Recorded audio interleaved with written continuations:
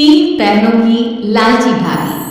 करिश्मा, रेशमा और मनीषा तीन बहनें हैं। उनका एक भाई भी है, मयंक। मयंक अपनी बहनों को बहुत प्यार करता है, लेकिन मयंक की पत्नी सविता इस मामले में मयंक से बिल्कुल ही अलग है। वो अपनी ननदों का जितना बुरा कर सकती है उतना बुरा करती ही रहती है और अपनी ननदों पर हुक्म भी चलाती है। करिश्मा, करिश्मा, तुमने अभी तक नाश्ता नहीं बनाया? तुम्हारे भैया को ऑफिस जाने में देर हो रही है। हाँ भाभी, बस अभी बनाती हूँ।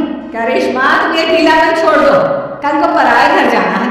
वहां अगर तुम इस तरह से काम करोगी तो लोग क्या कहेंगे कि माँ ने और भाभी ने कुछ सिखाया नहीं। और तुम्हारी दोनों बहनें कहाँ हैं? रेशमा मार्केट गई है और मनीषा सो रही है। क्या? सुबह के 8 बज रहे हैं और ये महारानी अभी भी सो रही है? ये कहते हुए सविता अपनी सास दुर्गा देवी के पास जाती है। माँ जी, देख रही हो अपनी बेटियों के तौर तरीके? क्या हुआ बहू, सुबह सुबह क्या कर दिया मेरी बेटियों ने? अरे एक तो अभी अभी उठकर किचन में गई है, दूसरी सुबह सुबह बाहर चली गई और तीसरी अभी तक सो रही है। क्या करूं मैं इन तीनों का? मैं तो परेशान हो गई हूँ। जा जाकर उठा उसे, रेशमा से मैं बात करती हूँ। सविता सीधा मनीषा के कमरे में जाती है और उससे कहती है, महारानी जल्दी उठो, सूरज सर पर आ गया है। भाभी थोड़ी देर और सोने दो ना, मैं रात को लेट सोई थी। वो क्या ना यूनिट टेस्ट चल रहा है। शराफत से उठती है यानी, या फिर पानी की भरी बाल्टी डालो तेरे ऊपर। नहीं भाभी, मुझे बिस्तर में नहीं लाना, उठती हूँ मैं। मनीषा जल्दी से उठकर बाथरूम में चली जाती है। सभी आराम से बैठकर नाश्ता कर रहे होते कि तभी रेशमा बाजार से हाथ में सामान लिए आ जाती है। रेशमा को देखते ही सविता उस पर बरस पड़ती है। लो, आ गई महारानी। ऐसा भी क्या सामान लाना था जो सुबह आंख मलते ही बाजार की तरफ रवाना हो गई? भाभी, कल आप ही तो चीख रही थी कि घर का सारा सामान मुझे ही लाना पड़ता है, घर में किसी को भी किसी काम से कोई लेना देना नहीं है। अब मैं बाजार जाकर सामान ले आई तो आपको इस बात से भी तकलीफ हो रही है? देख रही हो माँ जी, अपनी बेटी की जुबान कैंची से भी तेज चलती है। और मैं आप तो कुछ कहेंगे नहीं अपनी लाडली बहन को। रेशमा, अपनी भाभी से ऐसे बात नहीं करते। चलो माफी मांगो। भैया, मैं क्यों माफी मांगू? आप भाभी से बोलिए ना कि हम पर कम हुक्म चलाया करें। हम इस घर की बेटियां हैं और आपकी पत्नी की ननद है, नौकरानी नहीं। लो कर लो बात, इनकी भलाई के लिए कुछ भी बोलो तो इन्हें बुरा लग जाता है। इस घर में यही इज्जत है मेरी। देख लो माँ जी, आपकी बेटी किस लहजे में मुझसे बात कर रही है। सविता वहां से चली जाती है। मयंक को बहुत गुस्सा आता है, वो भी वहां से चला जाता है। फिर करिश्मा रेशमा को समझाती है। रेशमा, तुम्हें भाभी से माफी मांग लेनी चाहिए थी ना।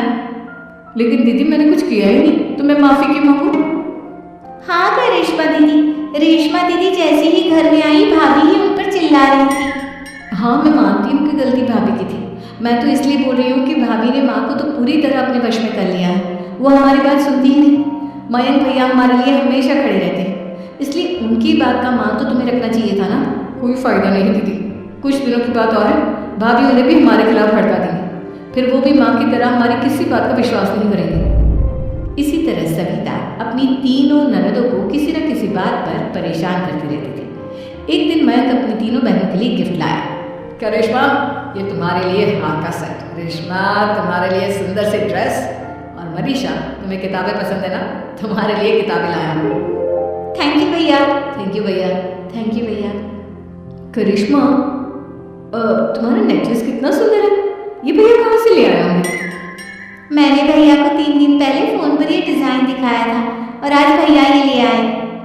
सविता तो अपनी ननदों के गिफ्ट्स देखकर जल गई और करिश्मा का नेकलेस तो उसे भी बहुत पसंद आया था। अपनी बहनों के लिए कितना अच्छा नेकलेस लेकर आया है, मुझे कभी कोई गिफ्ट नहीं दिया। मैं आज ही ये हार चुरा लूं। रात में सविता करिश्मा का हार चुरा लेती है और इसी तरह उसे अपनी ननदों की जो भी चीज़ अच्छी लगती वो उसे मांगती नहीं बल्कि रात के अंधेरे में चुरा लेती। इसी तरह दिन बीतते गए और सविता ने मयंक के दिल में भी उसकी बहनों के लिए नफरत पैदा कर दी। एक दिन मयंक ने करिश्मा और रेशमा के लिए रिश्ता देखा और ये बात उसने घर में सबको बताई। माँ, करिश्मा और रेशमा के लिए बहुत अच्छा रिश्ता आया है, वो लोग कल इन्हें देखने आ रहे हैं। आप और सविता मिलकर सारी तैयारी कर लेना। ये सुनकर करिश्मा और रेशमा खुश हो जाती हैं, लेकिन सविता सोचती है अगर इन दोनों बहनों की शादी हो गई तो घर और बाहर का काम कौन करेगा? मनीषा तो एक नंबर की कामचोर है, उससे तो किसी बात की उम्मीद लगाना ही बेकार है। मुझे इस शादी को रोकना होगा। अगले दिन सभी लड़के वालों के स्वागत की तैयारी करने में लगे होते हैं। तभी मयंक अपनी बहनों से आकर कहता है, तैयार हो गए तुम दोनों? देखो दोनों लड़के बहुत अच्छे हैं, मैं कोई कसर नहीं छोड़ना चाहता, इसलिए तुम उनके सामने अच्छे से बिहेव करना और अपनी भाभी से लड़ने मत लग जाना। करिश्मा, तुम वो नेकलेस पहन लो ना जो मैं तुम्हारे लिए लाया था। भैया मैं बहुत देर से वो नेकलेस ढूंढ रही हूँ, लेकिन मुझे मिल ही नहीं रहा।